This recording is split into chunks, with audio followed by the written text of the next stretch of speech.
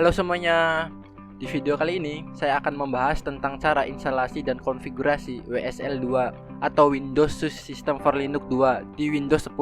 WSL 2 memungkinkan kita untuk menjalankan distribusi Linux secara natif di Windows 10 tanpa perlu dual boot atau menggunakan mesin virtual. Ada beberapa manfaat menggunakan WSL dibandingkan dengan menggunakan virtual machine. Di antaranya, 1. Ringan dan hemat sumber daya. WSL 2 memiliki penggunaan memori yang minimal dan mengkonsumsi sumber daya sistem yang sedikit. Kedua, mudah digunakan. WSL mudah diinstal dan digunakan. Kita dapat menginstalnya dari Microsoft Store dan mulai menggunakannya dalam hitungan menit. Ketiga, bisa menjalankan aplikasi Linux di Windows. WSL 2 memungkinkan kita menjalankan aplikasi Linux secara natif di Windows tanpa perlu mesin virtual. Artinya secara natif yaitu berbeda dengan mesin virtual yang menjalankan sistem operasi Linux di dalam kotak yang terisolasi. WSL 2 mengintegrasikan Linux langsung ke dalam sistem operasi Windows. Adapun perbandingan dari WSL 1 dan WSL 2, dari tabel tersebut saya dapat sedikit menyimpulkan baik WSL 1 dan WSL 2 memungkinkan untuk menjalankan aplikasi Linux di Windows. Tetapi WSL 2 menawarkan integrasi yang lebih baik dengan Windows sehingga dapat dengan mudah menjalankan aplikasi Windows dan aplikasi Linux secara bersamaan dan dapat menggunakan file dan folder dari kedua sistem operasi tanpa perlu menyalinnya. WSL 2 mendukung IP versi 6, sedangkan WSL 1 tidak mendukung IP versi 6.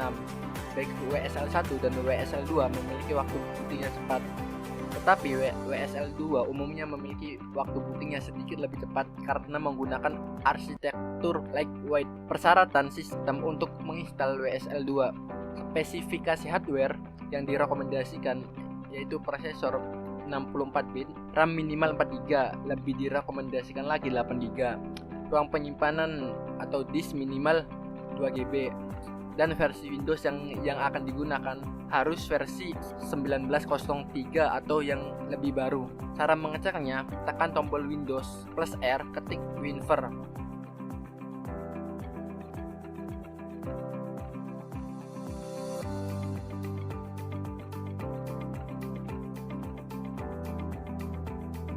Adapun fitur Windows 10 yang perlu diaktifkan yaitu virtualisasi dan Windows System for Linux. Cara mengaktifkannya, search ketik turn Windows fitur on or off.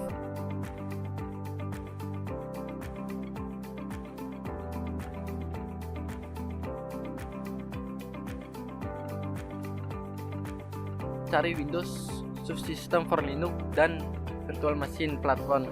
Pastikan kedua fitur tersebut tercentang, kemudian klik OK.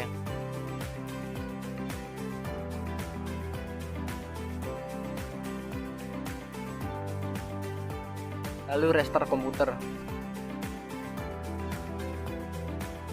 Tahap selanjutnya kita akan menginstal WSL. Untuk link download sudah saya sertakan di deskripsi. Kemudian kita klik install, lalu akan diarahkan ke Microsoft Store. Klik get, tunggu sampai proses download selesai. Tahap selanjutnya yaitu install distro Linux yang diinginkan.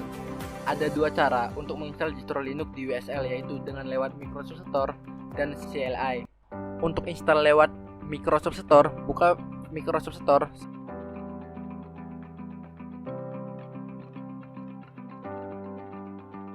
Terus ketik Linux. Pilih distro Linux yang akan diinstal.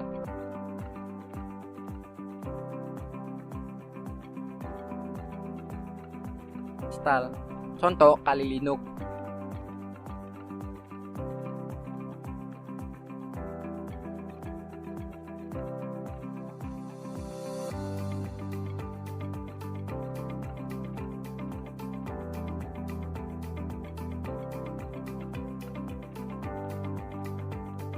Jika sudah terinstall, klik open, lalu akan muncul terminal.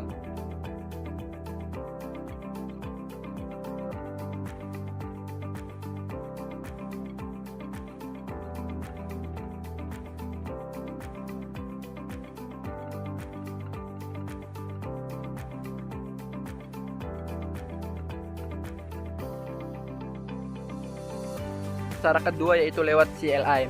Untuk melihat distro apa saja yang bisa diinstal, buka PowerShell, ketikkan perintah wsl min list min online.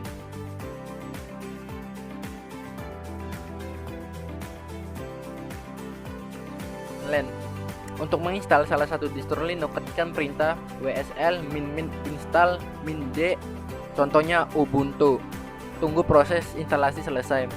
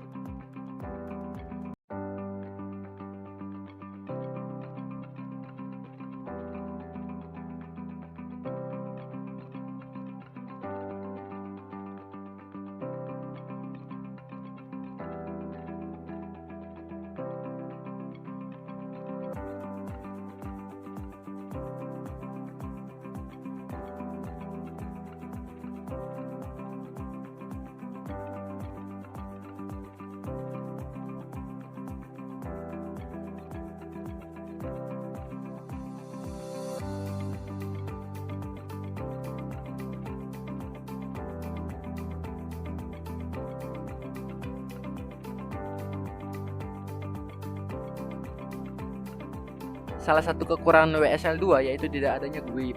Untuk mengatasi masalah ini, perlu menginstal desktop environment terlebih dahulu. Cara menginstalnya, search ketik kali Linux lalu enter. Setelah terminal terbuka, ketikkan perintah sudo apt update dan sudo apt upgrade -y.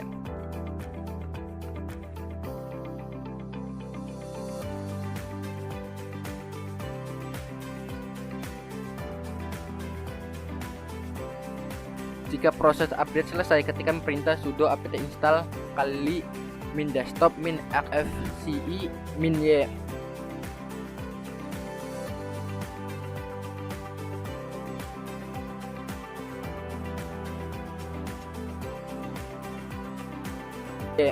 Untuk mengakses Linux yang sudah terinstall desktop environment, perlu menginstal xrdp terlebih dahulu dengan perintah sudo apt install xrdp -y.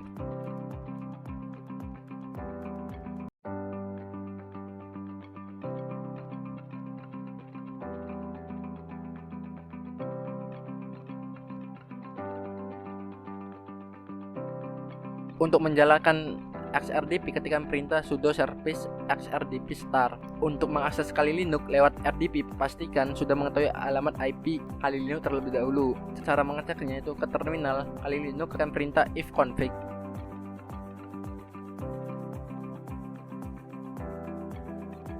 Kemudian jalankan rdp dengan cara terus ketikkan rdp lalu enter. Setelah itu, masukkan alamat IP kali Linux pada komputer lalu klik connect.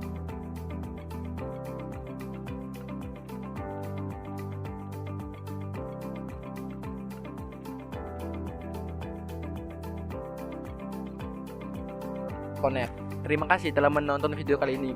Jika kalian memiliki pertanyaan, jangan ragu untuk menanyakan di kolom komentar di bawah ini. Ingat, jangan lupa klik tombol subscribe and like. See you in the next content.